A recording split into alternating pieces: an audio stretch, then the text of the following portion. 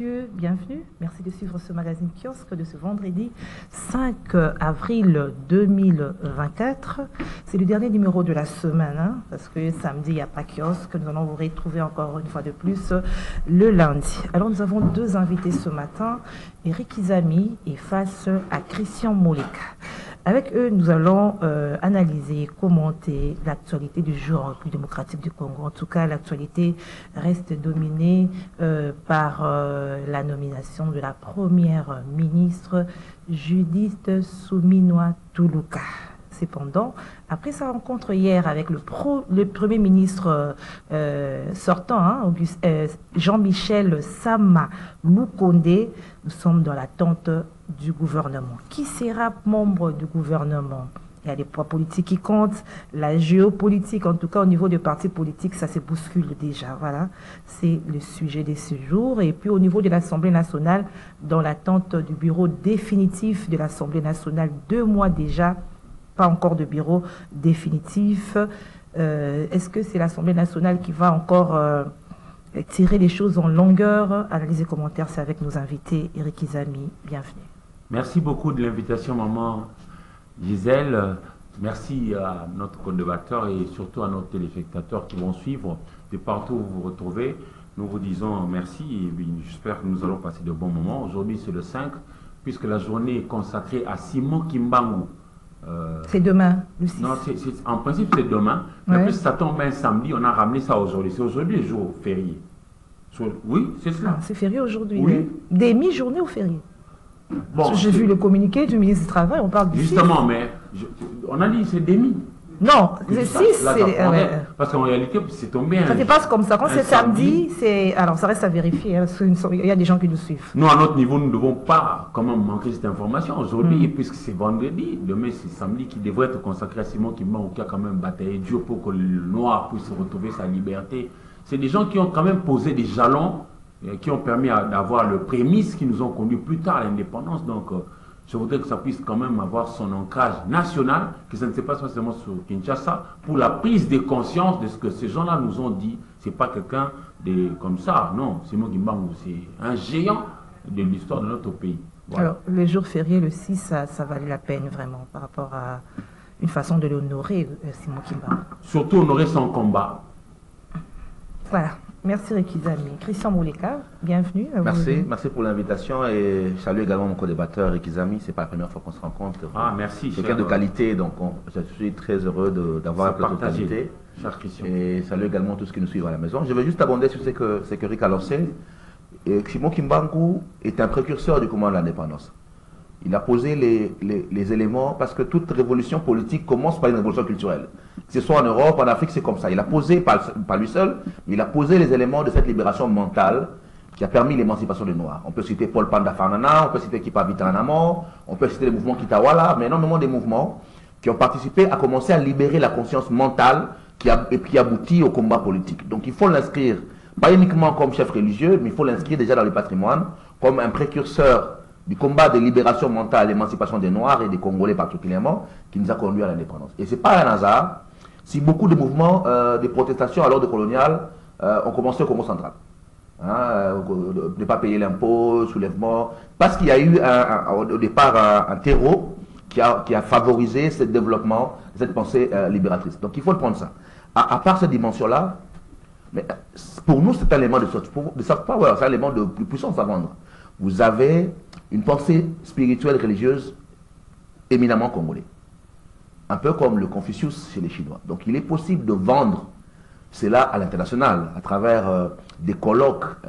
Il ne suffit pas de mettre un jour férié, des colloques, des grandes rencontres, où on parle de l'émancipation des Noirs, où on parle de cette libération mentale de l'homme africain, de l'africanité. Et au-delà, le kimangisme a une écriture, le mandombe, qui est une écriture purement africaine. C'est pas vulgarisé.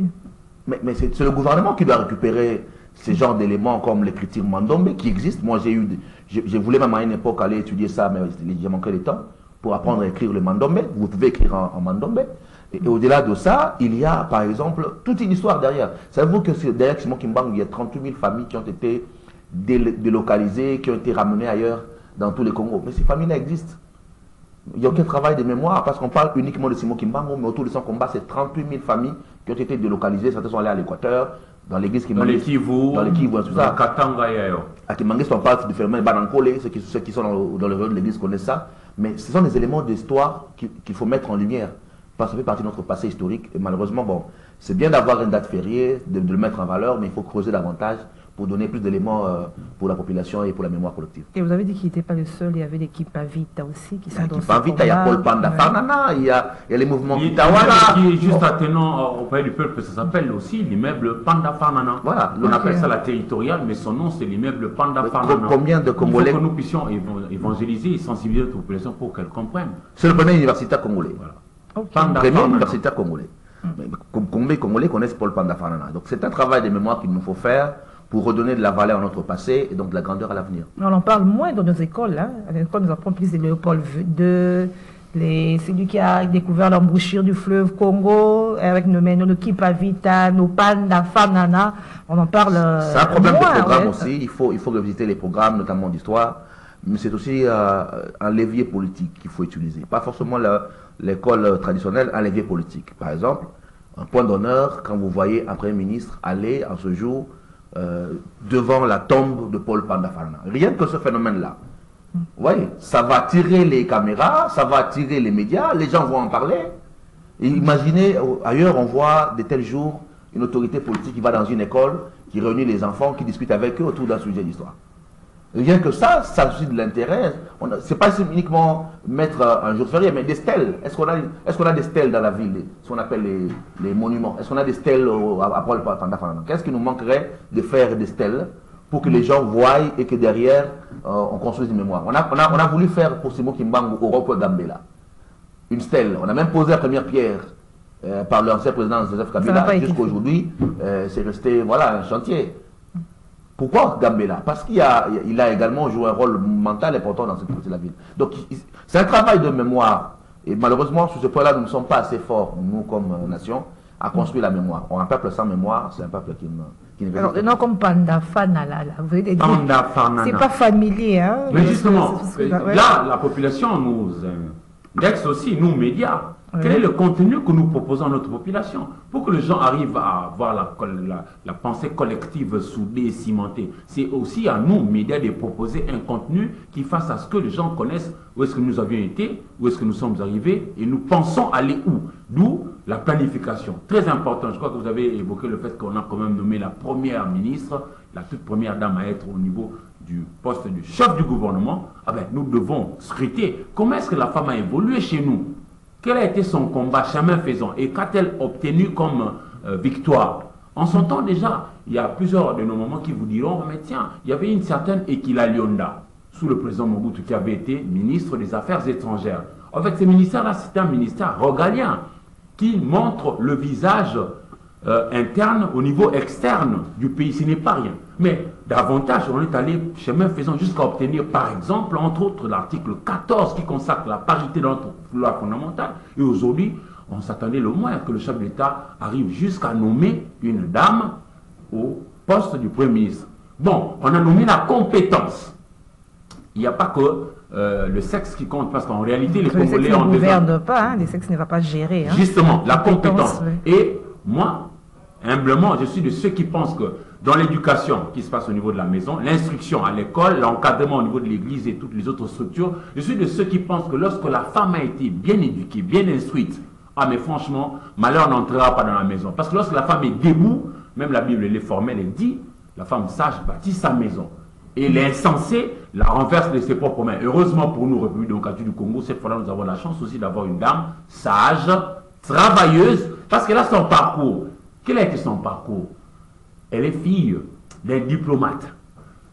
Bon, à son âge là, elle a 56 ans. 56 ans, ça veut dire que son papa est travaillé avec le président Mobutu. Le président Mobutu, on sait que c'était un homme de poigne. Il nommait pas n'importe qui. En tout cas, en ce qui concerne l'appareil de l'État, il aimait toujours travailler avec les gens qui étaient vaillants, qui étaient travailleurs, qui avaient pignon sur eux. Et puis, le mal de chez nous, c'est que, généralement, Charmol est capable de me compléter, certainement, chez nous, on a un problème. On parle de moins en moins quand il s'agit du bien de chez nous. On vante presque pas nos valeurs. Alors que c'est une vraie valeur que nous avons là. Et ça tombe très bien. Elle a été à Mons, elle a fait ses études là-bas, économie appliquée. Elle a travaillé avec le programme des Nations Unies pour le développement PNUD, où elle a géré plusieurs projets, notamment pour la partie orientale aujourd'hui meurtrie, avec des invasions, des incursions, des guerres, etc. à répétition, où elle a été quand même exceptionnelle. Elle a réussi avec brio. Et puis finalement, elle est passée par devers le ministère du Plan avant d'arriver là, elle était au budget. Mais au ministère du Plan, particulièrement, c'est là où on a impulsé le projet de PDL 145 territoires. Nous avons 145 territoires. Banana, Congo central, Libenge, Zongo, Sud-Ubangi, Faradje, Ouele, île du Sud Kivu, Sakanya au Katanga et au centre, Lomela, Tchumbe, Katakol, Lusambo, Loja, tout ça. Loubefu chez Papa Wemba. Ça fait le Congo, 145 territoires. Et on a impulsé ce programme qui voudrait à ce que chacun de nos territoires ait au moins un bureau de la représentation de l'État pour l'AT, administrateur du territoire, une école viable, un centre de santé, et puis ça va se poursuivre pour aller avoir des routes, etc. etc. Il n'y a pas longtemps, il y a 2 semaines passées, je venais d'être à Ouatsa. Ouatsa, c'est dans le Ouele. Rungu, Lungu, Wamba, Faradje, Ouatsa, chef-lieu, ici Romatari, chez Maman Henri Tenengapeka. C'est-à-dire le Congo est vaste. Et puisqu'elle a déjà eu à faire ces programmes-là, à donner ses preuves dans le ministère de Plan, le plan c'est la planification. D'où elle sera à l'auteur de la tâche. Oui, parce que déjà, je dis ici que c'est une femme sage, celle qui bâtit sa maison.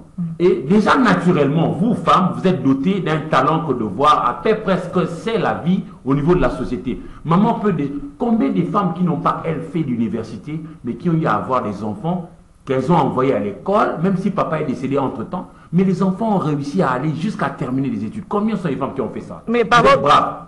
Vous êtes braves. Mais seulement, le travail ne se fait pas par une seule et même personne. Non. Le travail doit se faire à l'unisson. C'est vrai, elle est à la tête du gouvernement, mais encore faut-il lui laisser le main libre pour vraiment qu'elle fasse son travail dans le bon choix de ceux qui viendront, eux aussi, à porter la main à la pâte, participer pour que nous puissions davantage faire en sorte que la... Mais vous avez parlé d'un cursus, de ce qu'elle a déjà fait, mais généralement avec nos politiques, ils ont des cursus élogieux, mais les résultats, c'est pas souvent à la hauteur. Heureusement que vous avez parlé de généralement, c'est-à-dire pas totalement. Dans généralement, il y en a ceux qui travaillent bien. Même dans le gouvernement Samaloukonde, il y a des gens qui ont bien travaillé, qui moi, je ne serais pas dérangé que de le voir revenir. Je peux citer 2-3 noms, je peux te citer, sans gêne. Un monsieur comme Liaou, Ebois, Monga Libana, Jean-Pierre, s'il revenait à la fonction publique, moi ça ne me dérange pas. Ça me dérange pas. Un monsieur comme Julien Paloukou, je vais donner même des exemples, pourquoi je le dis. Un monsieur comme Julien Paloukou qui a été à l'industrie, aujourd'hui, c'est faible, mais c'est quand même un petit pas. Nous commençons à fabriquer... Vous avez dit c'est faible, mais c'est quand même un petit pas. Oui, j'avoue que c'est faible parce qu'on n'a pas encore réussi jusque-là à donner des bonnes solutions à notre population. Mais on commence déjà à fabriquer des câbles du courant électrique. Chez nous, nous avons le cuivre, on en fabrique. C'est-à-dire, tout le problème que nous avons du courant ici, si nous avons la capacité de fabriquer autant de câbles, ça pourra résoudre le problème du courant, qui sait. Un monsieur comme Mouyaya, instaurer le dialogue, partager, échanger, s'expliquer, être redevable, rendre compte à cette population qui nous a tous donné la possibilité de pouvoir gérer. Ce sont des bonnes choses. Voilà. Des gens comme ça, moi, ça ne me dérange pas. Voilà, Eric, ici, déjà les noms des gens qui doivent revenir, ça sent que ça s'est bousculé. Ce n'est qu'un souhait. Tout le monde veut rester au gouvernement. C'est mon souhait. Tout le monde veut rester au gouvernement. Il y a des problèmes de poids politique au niveau des partis politiques. Christian Moleka, comment est-ce que vous analysez ça? Bon, déjà, je rejoins sa première introduction sur le cursus de Madame Judith, qui est assez élogieux. Techniquement, elle répond au profil. C'est un technocrate. Beaucoup peut-être ne savent pas, elle a été dans le conseil présidentiel de veille stratégique, qui est vraiment l'outil qui a suivi la mise en œuvre des engagements du président pendant le premier mandat. Et donc, ayant travaillé là-bas, elle a quand même un regard sur ce qu'a été les actions promises, les actions réalisées, l'état d'avancement, ainsi de suite.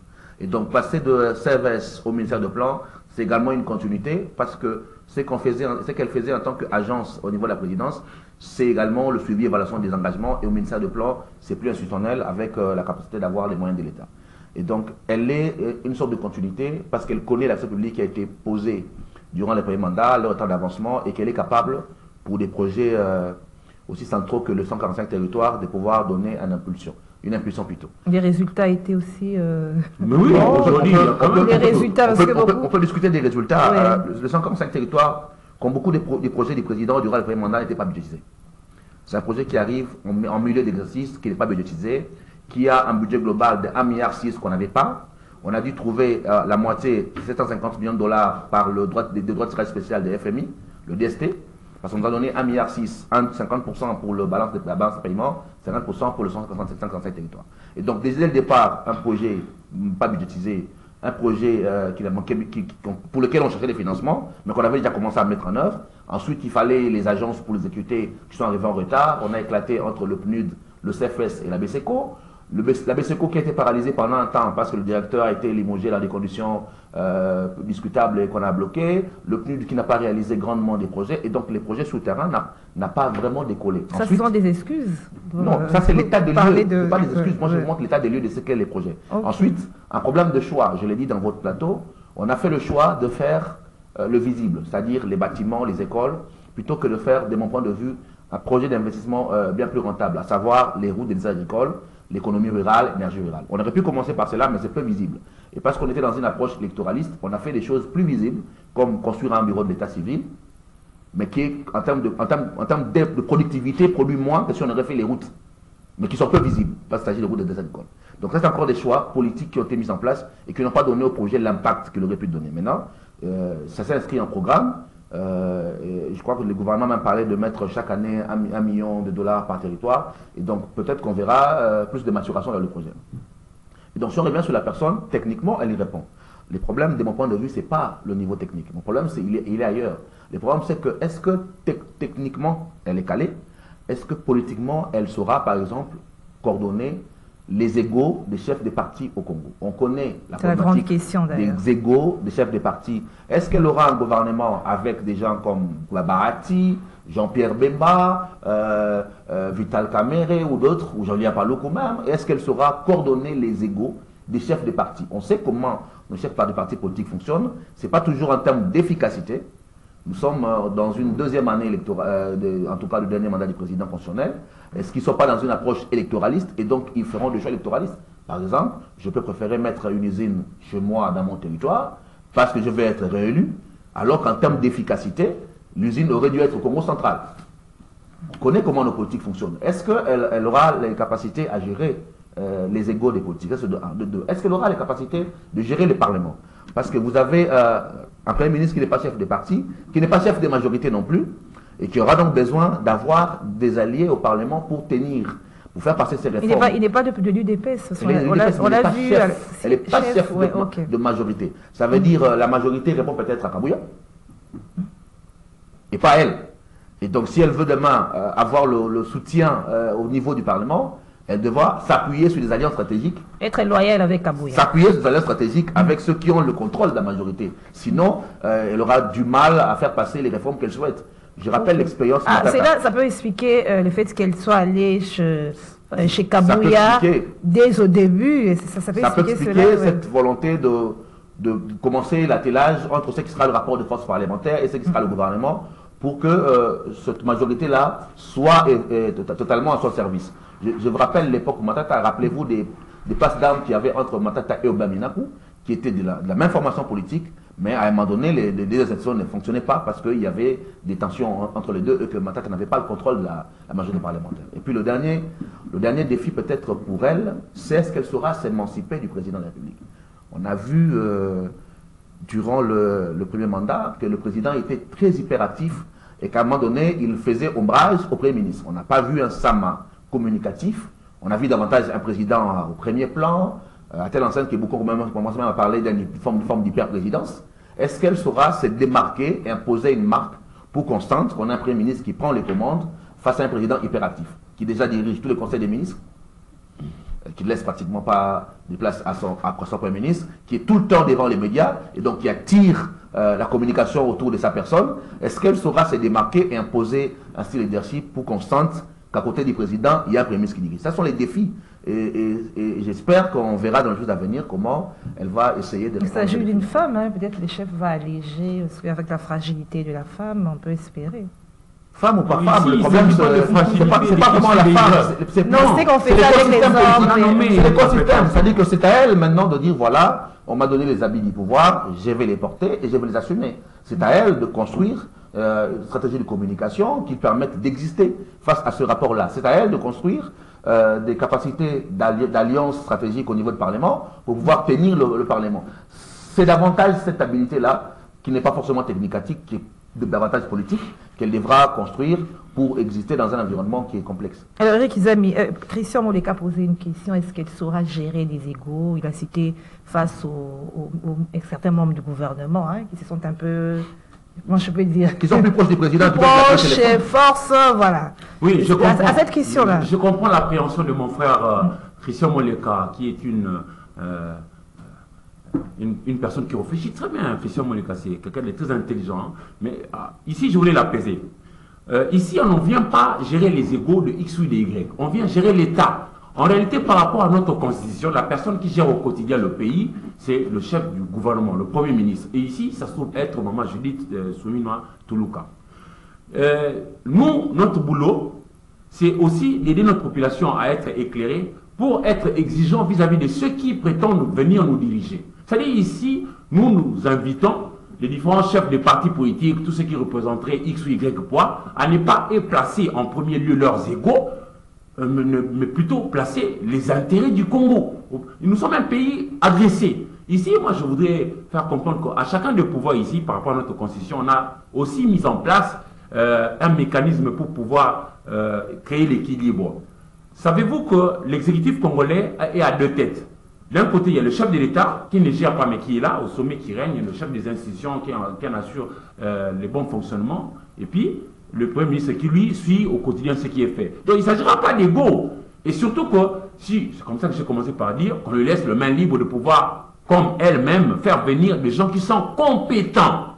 La compétence ici tient à quoi? À la capacité d'apporter la solution aux préoccupations exprimées. Par exemple, nous avons un problème de paix. Ça tombe très bien parce qu'elle-même, Maman Judith Suminwa Tuluka, a eu à gérer plusieurs projets en faveur de nos frères et sœurs qui sont dans la partie orientale, Nord Kivu, Sud Kivu et les autres. Alors, c'est déjà un point d'avance pour elle. Vous voyez, par rapport au contrôle de la majorité présidentielle, là encore, je suis un peu apaisé par rapport au fait que lors de son investiture, le chef d'État avait dit « Nous allons tout faire pour éviter les erreurs du passé ». Ici, il ne faudra pas vouloir bloquer la machine RDC, parce que sinon, nous allons disparaître. Nous avons plusieurs ennemis. Et déjà, aujourd'hui, ça se voit comme l'aîné au milieu du visage. On n'a pas le temps à perdre pour pouvoir créer encore des guerres entre eux, comme quoi... Non, il faudrait ici prioriser, de gagner en termes de temps pour avancer et permettre au gouvernement de pouvoir apporter... c'est ça qui se passe justement dans la réalité. C'est comme c'était avec le gouvernement Ilukamba où on donnait des bonnes guerres. On donnait des directives et d'autres membres du gouvernement. Non, c'est des bonnes guerres. Vous savez, le terrain politique, c'est un terrain où généralement, lorsque vous êtes par terre, on vous enterre. Hein. Généralement, je prends un cas, le président Kabila n'a jamais répondu. Il a été insulté copieusement à gauche et à droite. Mais cette fois-là, j'ai quand même remarqué que Barbara Nzimbi, qui se trouve être sa chargée de communication, est sortie du bois pour répondre. C'est-à-dire, elle ne voudrait pas non plus disparaître, ni non plus leur camp. Je reviens à ce que j'étais en train de dire. Mon frère Christian Moleka a évoqué le fait qu'il a quand même une peur bleue que de voir encore une fois le chef de l'État dans une posture de super président, être partout, être devant la scène, plutôt que la première ministre qui sera le chef du gouvernement. Vous savez, ici, la réponse serait peut-être le fait que Tshisekedi n'est pas non plus sorti comme ça. C'est le fils d'un baobab. Son papa a dit non à tout le monde. Mobutu, Laurent Désiré, Joseph Kabila. Alors, si tu dis non à tout le monde, et que maintenant vient ton tour pour pouvoir travailler, pour pouvoir gérer l'État, on devrait quand même voir que tu as apporté des solutions qui étaient attendues. Or, nous n'en sommes pas encore totalement à ça. Les attentes sont encore nombreuses pour prendre un transport. C'est difficile pour avoir le courant 24 heures sur 24. C'est difficile pour avoir de l'eau. C'est difficile. Ne voyons pas ce que Kinshasa, voyons l'ensemble du territoire national. Il y a tellement des attentes. Et je crois que cette fois-là, ça sera, je l'espère, une bonne entente pour que l'on sache faire les distinguos quand il s'agit du chef de l'État garant des institutions, du bon fonctionnement et quand il s'agit du Premier ministre. Et je crois que ça ira pour le mieux parce que le travail devra faire par nous tous, que chacun mette la main à la pâte pour que nous puissions avancer. Vous savez, aujourd'hui, pour moi, je pense que c'est le mandat le plus difficile pour le chef de l'État par rapport au fait qu'il est obligé de réussir. Je ne dis pas ici réussir à tout point de vue, ça sera quand même de l'utopie, mais réussir dans le poste clé. Par exemple, cette histoire de l'Est, il faudrait quand même que nous puissions vivre en paix. La paix est essentielle parce que cette paix-là nous permettra d'avoir la possibilité de créer notre pain. Si nous arrivons à créer notre pain, nous allons penser au progrès. Et mon frère a parlé des choix. On va aller progressivement. Jusqu'aujourd'hui, les États-Unis, voyez-vous, continuent à faire des routes. Pourtant, ils en ont déjà. Donc, on ne va pas s'arrêter pour autant. On a commencé, certes, avec l'impulsion de ce qui avait été déjà lancé sous Sama Lukonde pour le PDL 145 territoires, lorsque Mme Soumino a été au plan. Mais cette fois-là, ça doit s'amplifier comme pour s'attaquer, par exemple, au problème des routes. Par exemple, au problème des routes, des desserts agricoles. Par exemple, à donner l'impulsion à ces points d'activité qui puissent nous aider à avancer. Par exemple, j'ai une idée comme ça qui me passe à l'esprit. La redynamisation ou la relance de la MIBA. Ça pourra peut-être sédentariser nos frères qui sont au niveau du Kasaï. Tous les 5 Kasaï. Kasaï Chikapa, Kasaï Central, Kananga, Kasaï Oriental, Mbujimaï, et puis l'Omami Kabinda pour terminer avec l'Usambo dans le Sankou. C'est-à-dire, là, et puis si ici, par exemple, on donne la possibilité de pouvoir relancer aussi le travail avec un outil adéquat, avec un personnel aguerri et puis motivé. J'observe toujours que tous pour aller, par exemple, au niveau de l'aéroport, nous empruntons le boulevard Mumba. Il est bondé. On ne peut pas circuler des bouchons de partout.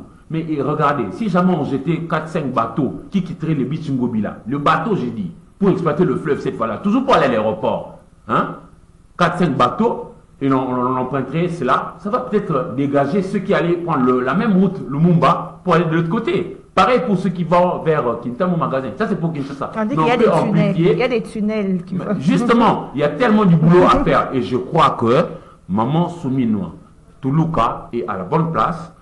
Arrêtons de nous diaboliser mutuellement. Parce que j'ai entendu une certaine opinion dire que non, elle n'est pas des CCN. On commence même à chercher, dire qu'elle n'est pas congolaise. Mais tiens, fille d'un diplomate, ça c'est craché sur l'État. Encourageons ceux qui font bien, et elle est parmi les gens qui font bien. Encourageons-la à bien faire pour que l'on puisse avancer. Moi, je lui donne toute la chance pour qu'elle avance, et j'ai confiance, parce que j'ai cru enregistrer un autre son de cloche venant justement du PNUD. Il y a un monsieur, j'oublie son prénom, mais il s'appelle Maman. Son nom c'est Maman. Je crois que c'est le représentant du PNUD. Il a dit, lorsque nous étions en train de mettre en pratique le programme de PDL 145 territoires, pensant que, puisqu'elle était venue elle aussi du PNUD, elle serait gentille envers nous. Mais au contraire, elle a été regardante, elle a été poignante, rigoureuse, demandant les résultats. Et nous, on a besoin des résultats. En ces moments, on dirait que du bien d'elle. Hein. Je ne vois pas quelqu'un s'élever et parler en mal de la nouvelle première ministre. Voilà. Non. Alors, vous avez tout à l'heure... On dit le bien d'elle parce que justement, elle incarne ces biens-là. Okay. Quand j'ai cité les noms de ceux que j'aurais voulu voir revenir, je n'ai pas cité tout le monde, ça veut dire qu'il y en a ceux qui ne méritent pas. Okay. Voilà, elle est parmi, heureusement pour nous, parmi ceux qui méritent. Alors, encourageons-la à bien faire parce qu'elle est congolaise de chez nous ici. Voilà. Vous avez dit je répète que la femme sage bâtit la maison et elle va bâtir. Qu'on la laisse les mains libres pour choisir ses membres du gouvernement. Sur base des compétences. Est-ce que ce travail n'a pas encore été déjà fait par l'informateur, qui est en même temps formateur du gouvernement? Elle ne va pas trouver déjà un gouvernement déjà bien élaboré, les membres du gouvernement, et qu'elle sera obligée de travailler avec? Je ne pense pas qu'on l'ait fait. On fait un travail en amont pour partir en poids politique, en géopolitique et peut-être en quota. Ensuite, il faut trouver les profils. Je crois qu'elle va travailler avec les profils pour mettre les personnes. Tout dépendra également de quelle orientation on donne. Est-ce qu'on veut avoir un gouvernement essentiellement technocratique comme elle-même, ou est-ce qu'on va avoir un gouvernement à la tête technocratique mais avec un corps politique? Ça aussi, ça dépendra de l'orientation qu'on lui donne. Et ça va, pour moi, être un indicateur important pour savoir quelles seront les marges qu'elle aura réellement.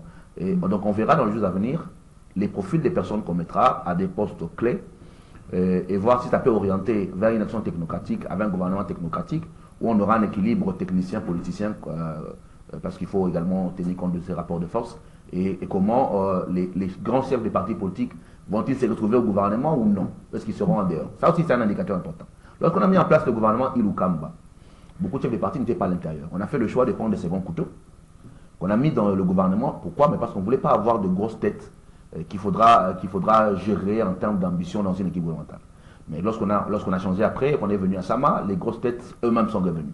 On verra si avec Madame Judith, on partira d'abord avec des seconds couteaux, des techniciens, pour avoir plus d'efficacité, ou si on va trouver l'équilibre avec les politiciens. Je comprends également l'enthousiasme et l'optimisme d'Éric Izami. Bah, je ne suis pas quelqu'un naturellement de pessimiste, mais par réalité, je sais par exemple que nous avons un président de la République qui prend beaucoup d'initiatives sur le gouvernement. Beaucoup de projets sont partis de la présidence. Et parfois, le gouvernement était spectateur dans l'exécution de beaucoup de projets. Donc ça, c'est un défi réel. Elle va arriver, elle le sait, elle était à la présidence. Beaucoup d'initiatives sont parties de la présidence et que le gouvernement parfois a été, on l'a vu par exemple avec les conseillers principaux, lorsque le président a fait une tournée en province, des projets portés par les conseillers principaux du président de la République. Et donc c'est un défi qu'elle va rencontrer également dans l'exercice de sa fonction. Et donc oui, c'est bien de l'encourager à aller, mais il faut qu'elle commence très tôt à montrer qu'elle a les capacités, avec sa personnalité, à tenir des lignes qu'on ne franchit pas. Montrer comment? Mais elle ne va pas s'imposer, il faut qu'elle scrive son leadership. Et moi, j'aurais bien voulu... Elle est exigeante. J'aurais bien voulu, par exemple, que déjà, si elle a une équipe de communication, qu'elle travaille de fond soit fait. Parce qu'elle subit la communication. Elle a été nommée, mais apparemment, son équipe a été surpris un peu de sa nomination et n'a pas accompagné la communication. Et donc, si vous suivez le débat, tout le débat qui se fait, elle subit la communication. Tant sur son identité, sur sa province d'origine, sur les rencontres qu'elle fait, elle subit. Et donc, c'est maintenant qu'elle aurait dû commencer à s'entourer des communicologues qui lui permettent de récupérer la communication de sa personne pour orienter l'image, la construction de son image. C'est important parce que les premières images, les premières impressions durent. Et donc, si elle rate dès le départ à construire une communication sur sa personne et sur son image, eh bien, ça va longtemps durer. Donc, ce sont des éléments sur lesquels elle doit déjà commencer à travailler. L'enthousiasme, c'est bien, mais la réalité au Congo, elle est très complexe.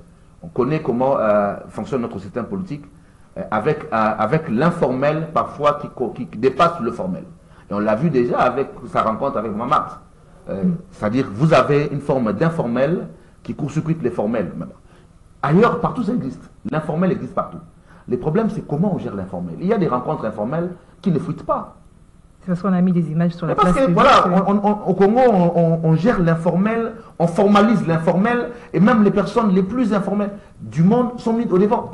Les présidents américains, prenons le président français, Sarkozy. Il est élu, il devait aller à l'Élysée. Sur le chemin, il fait escale dans un restaurant Fouquet où il va recevoir des grands hommes d'État. Ça, fuité, ça a été un scandale en France. Pourquoi? Mais parce qu'on attendait le président à un événement officiel. Il a fait le tour dans un restaurant au Fouquet pour saluer ses potes barons, hommes d'affaires, qui l'ont aidé à aller au pouvoir. C'était un scandale d'État. Après, il a son équipe de communication à récupérer. Après l'élection, après l'investiture, il va faire des vacances à bateau avec des amis riches. Ça, fuité, c'est un scandale d'État.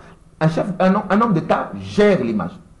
Il y a des rencontres informelles qui existent, mais qui ne devaient pas fuiter. Est-ce que si vous allez rencontrer en informel le cardinal, par exemple, qui est une personnalité importante, et qui peut être un allié pour un chef de gouvernement, est-il nécessaire que les photos d'une rencontre avec le cardinal fuitent?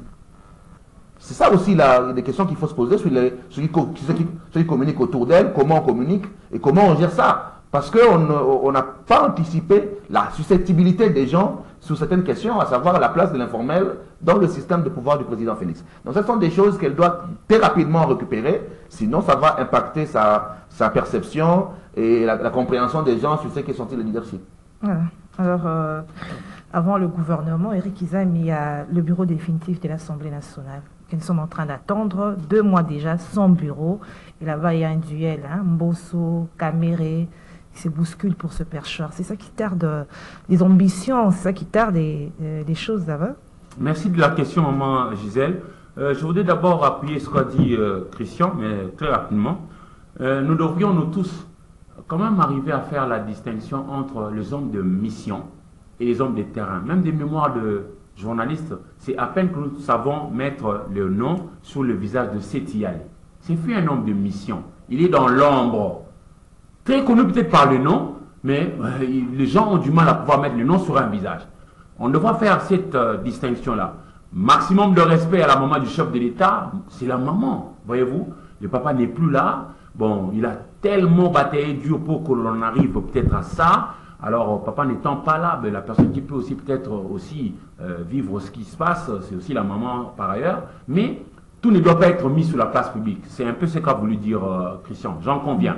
Alors, pour revenir à ce qui doit se passer au niveau de l'Assemblée nationale.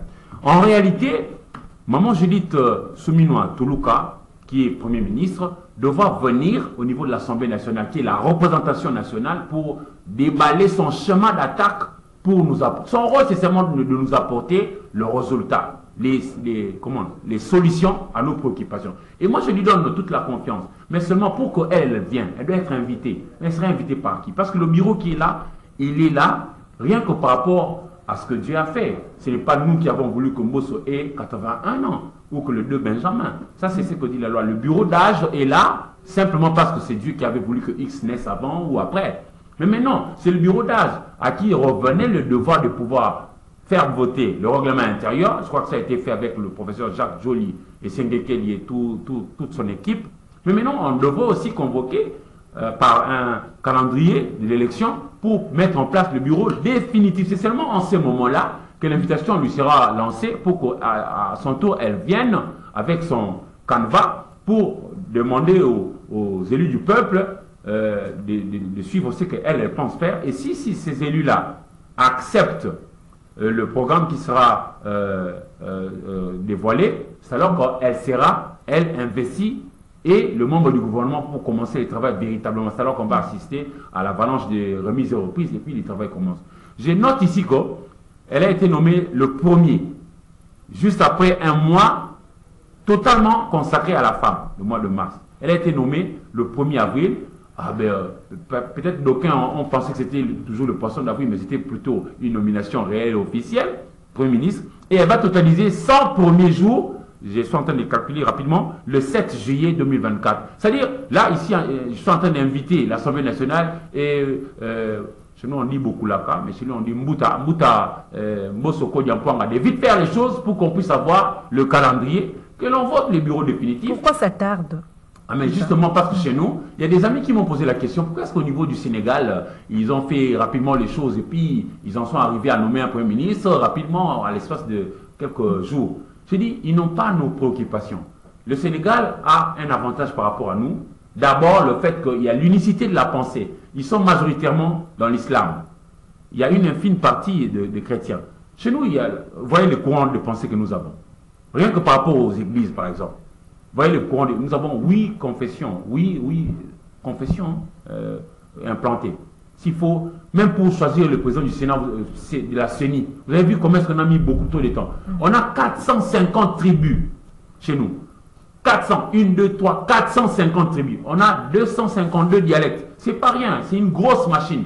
Mais malgré ça, nous invitons les uns et les autres à pouvoir faire en sorte que nous puissions gagner en termes de temps. Parce que ici, le temps ne nous attend pas. Ça s'égrène petit à petit et puis le mandat va finir un jour. C'est-à-dire, Mbosoko Diampoanga et son équipe devra tout faire pour que l'on puisse aller aux élections. Que ce soit Kamiri, que ce soit Mbosso, que ce soit Bahati, les gens qui se bousculent là, venez aussi vous bousculer pour que vous puissiez vous aussi participer, non pas à caler les uns au détriment des autres, mais transcendons. Parce que faisons triompher les Congos. Parce que tous, ils nous disent, chacun à tour de rôle, qu'ils aiment le Congo et qu'ils voudraient y travailler pour que ça marche. Alors, nous vous invitons à pouvoir tout faire pour que nous puissions gagner en termes de temps. Parce que la session qui s'était ouverte le 15 mars devra se clôturer le 15 juin.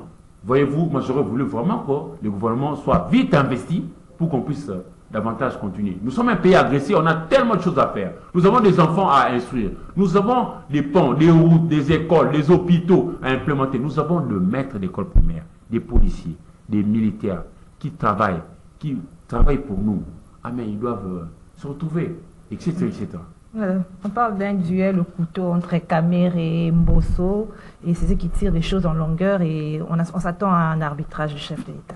Oui, mais parce qu'au-delà de ces personnes, il faut voir les ramifications. Mbosso, c'est le courant des transhumants. De tous ceux qui ont quitté le FCC, qui ont rendu service au président durant le premier mandat, et qui ont perdu leur influence après les élections. Et donc, une nouvelle configuration politique qui se met en place, et ils vont probablement disparaître. Ce positionnement-là, c'est aussi de la surenchère pour continuer à exister. Parce que le nouveau rapport des forces qu'on a eu des élections de 2023 ne donne plus de poids réel à ce qui était le courant FCC hier dans l'Union sacrée. Et donc, pour Mbosso, c'est également, pour toute cette ramification-là, un moyen de continuer à exister parce qu'ils vont disparaître. Le niveau des rapports de force est clair. Le courant FCC transhumant c'est totalement effrité. Ce n'est plus une force réelle comme dans les études passées.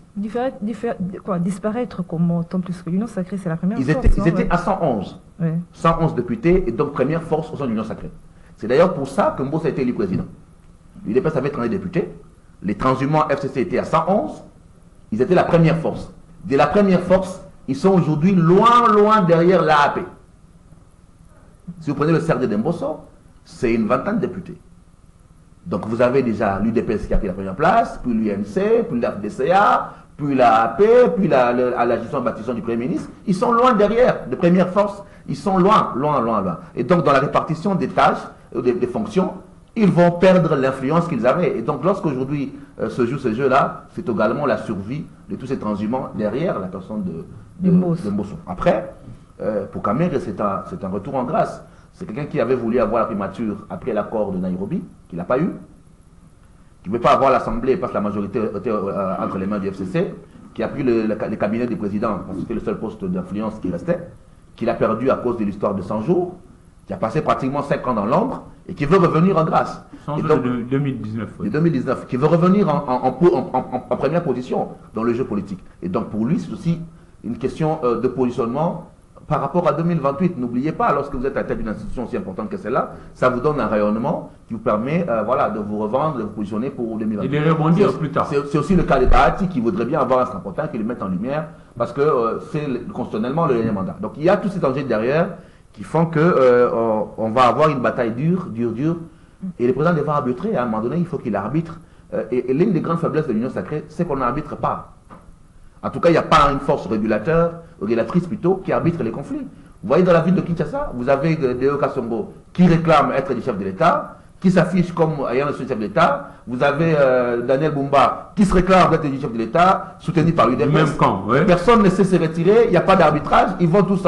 Et c'est maintenant la CENI qui va peut-être jouer ce rôle-là en éliminant l'un au profit de l'autre. Parce que le système politique n'arrive pas à arbitrer et à réguler les ambitions. Et ça, c'est vraiment une grande faiblesse du système. Il faut qu'ils arrivent à régler ces problèmes-là parce que ça pénalise. Alors, dans ces cas, s'il faut arbitrer, il faut se pencher de quel côté? Qu'est-ce qui... Ce qui est favori. Bon, ça, c'est pas à moi de décider. Ça dépend. C'est dans vos analyses. Ça dépend de... Déjà, si on prend un indicateur du poids politique, Mbosso devait en principe... laisser à l'autre. Laisser à les débattre parce qu'il n'a pas ce poids-là. Si on prend la question géopolitique, vous avez aujourd'hui un Premier ministre qui est du Congo central, donc l'espace Né-Congo, Mbosso également l'espace Né-Congo. On ne va pas avoir un président de l'Assemblée Né-Congo, un Premier ministre Né-Congo. Donc géopolitiquement également, il tombe. Après, la politique est très complexe, il peut jouer sur d'autres cartes, mais d'un point de vue géopolitique, d'un point de vue de poids politique, il ne devrait pas garder ses ambitions et laisser d'autres peut-être comme Kamer ou Bahati qui a beaucoup de députés également, se discuter parce que vraisemblablement l'Assemblée va aller au sud Kivu, en tout cas dans l'espace Kivu, ça pourra aller là-bas. Alors il sait tout cela, mais pourquoi il s'accroche et pourquoi... c'est de la surenchère, ça vous permet de négocier, ça vous permet de vous repositionner pour d'autres questions. On peut te dire, voilà, bon, laisse ça en contrepartie, on te donnera ça. Si tu ne fais pas ça, tu n'existes pas. On est sur la table pour négocier, et puis à partir de là, on peut se repositionner sur d'autres questions. Une forme de pression, hein. Une forme de pression. Et c'est là où, encore une fois, les amis sénégalais peut-être ont une petite avance, c'est-à-dire qu'ils peuvent se transcender. Ah ben moi je ne peux pas, puisque toi tu peux, allez-y. Le Sénégal, toujours par rapport au fait que la RDC puisse triompher, c'est cela. Le Sénégal, c'est lui qui a géré il n'y a pas longtemps, le Sénégal, parce qu'Éric Izami en parle, il y a un élément important que les Congolais ne voient pas. C'est que nous avons pris le choix, depuis 2006, de coupler les présidentielles et les législatives. Ce n'est pas une bonne chose. Parce que le président est élu, il attend un parlement qui doit s'installer. Et généralement, il attend 3 mois. Pourquoi ? Parce qu'il faut qu'on valide les candidats, il faut les contentieux, que les contentieux prennent fin, qu'on vote le nouveau règlement, qu'on envoie à la Cour, qu'on mette les bureaux définitifs, ça vous prend 3 mois. Alors qu'au Sénégal, ils ont découplé, ils ont voté les présidentielles, les législatives c'est dans 3 ans. Donc vous avez un parlement qui existe déjà. Le président élu n'a pas besoin de constituer une nouvelle majorité, n'a pas besoin d'attendre le parlement. Dans les jours qui suivent, il forme un gouvernement, il peut dissoudre le parlement jusqu'au mois de septembre, et donc convoquer des élections, soit attendre 3 ans. Chez nous, nous couplons les élections parce que, bon, certains estiment que si on sépare les élections, celui qui gagne la présidentielle gagnera forcément les législatives, mais on n'est pas obligé d'aligner les mandats. Ces mandats de 5 ans, aux États-Unis, on n'aligne pas. Vous avez des élections de mi-term, de mi-mandat. On n'aligne pas. Qui vous dit que les 5 ans de président doit cohabiter avec les 5 ans des députés? Personne. Personne. En France, en mois de juin, ils vont voter les européennes. Les élections ne sont pas forcément alignées. On peut séparer les mandats pour que ce soit une programmation financière. Vous avez un 5 ans du président qui ne coïncide pas forcément avec un 5 ans des provinciaux, qui ne coïncide pas forcément avec un 5 ans des municipaux, mais chacun fait son 5 ans et l'alignement, il est progressif. Dans 2 ans, on vote les municipales, dans 1 année, on vote les provinciales, dans 3 ans, on vote les législatives, et ainsi de suite. On n'est pas obligé d'avoir les mêmes jours 4 scrutins avec les applications. C'est nous même qui faisons ces choix-là. Après, voilà, nous sommes rattrapés. Il faut voir notre temps, il faut voir nos difficultés. D'ailleurs, ça permet d'avoir une démocratie progressive. Parce que les gens peuvent voter différemment au fil du temps. Parce que ça implique aussi des coûts, ça implique aussi d'avoir une démocratie plus vivante, parce que tous les 2 ans, on a un scrutin et les gens peuvent discuter en termes de participation pour voter. Mais bon, c'est un choix qu'on a fait, qui a des conséquences, c'est que le président attend. En 2018, nous avons eu la même situation. La seule différence, c'est qu'en 2018, les présidents avaient créé les fameux 100 jours. Parce que le 100 jours a été créé pour combler les vides d'un président qui ne faisait rien. C'est comme ça qu'on a créé le projet 100 jours. Vous voyez? Parce que le président attendait encore un gouvernement qui devait venir, attendait un parlement, et on nous a créé le projet 100 jours qu'on a présenté, non pas au parlement, à l'échangeur délimité. Rappelez-vous. Voilà. Alors, il y a aussi, Eric, la Commission électorale nationale indépendante, qui tarde aussi déposer la liste des candidats validés par la Cour constitutionnelle. Oh, ben c'est parmi les retards observés. Hein. Non. Généralement, chez nous, on fait porter les chapeaux à la CENI alors qu'elle n'est que l'arbitre. En réalité, si les compétiteurs sont là, les jeux vont se faire. Chez nous, il y a trop d'ambition. Je crois que la CENI a déjà publié un calendrier. Le 21 avril, ici, nous attendons l'élection pour le futur Sénat. Et ça va se passer dans toutes les 26 provinces. Et là, chacune des provinces va voter les sénateurs pour aller constituer le nouveau Sénat renouvelé. Et puis après, le 28 avril, ça sera l'élection pour le gouverneur, vice-gouverneur. Et là-bas, nous y allons en tandem, c'est-à-dire chacun devra venir gouverneur avec son vice pour peut-être se faire élire. La CENI attend pour aller de l'avant, c'est cela. C'est là où il y a beaucoup trop d'ambition chez nous. Et puis malheureusement, jusque-là, on n'a pas encore réussi à dissuader tout le monde d'aller uniquement en politique. C'est comme si pour bien vivre aujourd'hui, il faut seulement aller en politique. Non, on doit valoriser tous les secteurs pour que ça puisse... Mais les gens, ils vont parce que c'est là où on paye le mieux. Si on est professeur d'université, à l'université Kinshasa, on vous paye 2 millions de francs, qui est l'équivalent de 1 000 $. Alors que quand on est député, on vous donne 21 000, certains disent 33 000 $. Ça veut dire pratiquement 30 fois le salaire d'un professeur d'université.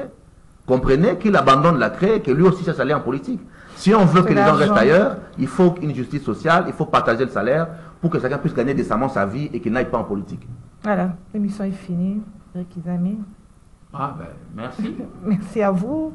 Merci à Christian. Je pensais qu'on allait aborder la question relative à tout le propos d'ici à gauche et à droite. Kabila qui a parlé, le cardinal qui a parlé, mais bon, il n'y a plus de temps. Malheureusement, on n'a plus de temps. Le propos du cardinal, il a été répondu. Il a eu sa réponse. Je décourage tous ceux qui encouragent ceux qui vont prendre les armes pour tuer les Congolais. Les frustrés, il y en a partout. Je te prends mon cas. Nous avions été, nous, ici, en train de déposer l'argent à la BIAC. Paf! Un jour, il n'y a pas d'adresse. On ne sait même pas ici, en RDC, où aller se plaindre pour retirer son argent. On est des frustrés. Est-ce que pour autant qu'on a pris des armes? Il ne faut pas encourager ceux qui prennent des armes pour tuer les autres Congolais. Je prends un cas. Un monsieur qui avait été député pendant 5 ans, Jean-Jacques Mamba, il a été payé 21 000 $ américains, à ce que nous sachions, pendant 5 ans. 21 000 par 5 fois 12, parce que l'année dure 12 mois. Ça fait 1 260 000 $ américains. 1 260 000. Celui-là, il est frustré. On quittera le poste de président de la CENI, Corneille Nangaa, pour aller à la rébellion. Il a été frustré avec tout ce qu'il a gagné comme argent. Non. Le frustré, il y en a de partout, mais on ne doit pas encourager le frustré à aller prendre les armes. Parce que le frustré ici, nous sommes nombreux, mais nous ne prenons pas les armes. Voilà. Merci Cette Eric. question aurait bien mérité une émission parce que franchement, le cardinal Ambongo est docteur en théologie moraliste, il n'est pas herméneutique, donc il a une approche différente de l'évangile. Et peut-être les gens qui l'écoutent doivent l'écouter dans l'entièreté. Parce qu'il me semble qu'il a dit, c'est fini malheureusement. il a dit in fine qu'après on va rejoindre des mouvements soi-disant pour nous libérer, et qu'on nous a libérés plusieurs fois, qu'on reste également malheureux. Ça veut dire que dans la chute de sa phrase, il a également condamné la rébellion, parce qu'il dit qu'on nous a libérés plusieurs fois, mais on est toujours malheureux, et que ce n'est pas la bonne approche pour les pays. Ça, on n'a pris qu'une partie. On n'a pris qu'une partie de sa déclaration. C'est comme ça qu'on l'a nous allons organiser une émission sur ça. Eric Izami, nous allons organiser une émission sur ça. Il le faut, parce que notre population la semaine prochaine, les rendez-vous. Nous ne devons pas encourager tout ce qui tue. Non. Ok, kiosque est fini. Madame, monsieur, merci. Merci Eric, merci Christian. Merci à l'équipe technique, Héritier Toubilandou, Marité Godo. Merci à Fiston Atunga, Moro Nzambe, Alain Kabongo, Urbain Kanyema, José Andia. Merci au coach Doudou Montiri. Madame, monsieur, je vous retrouve lundi avec le même plaisir. Bon début de week-end. Au revoir.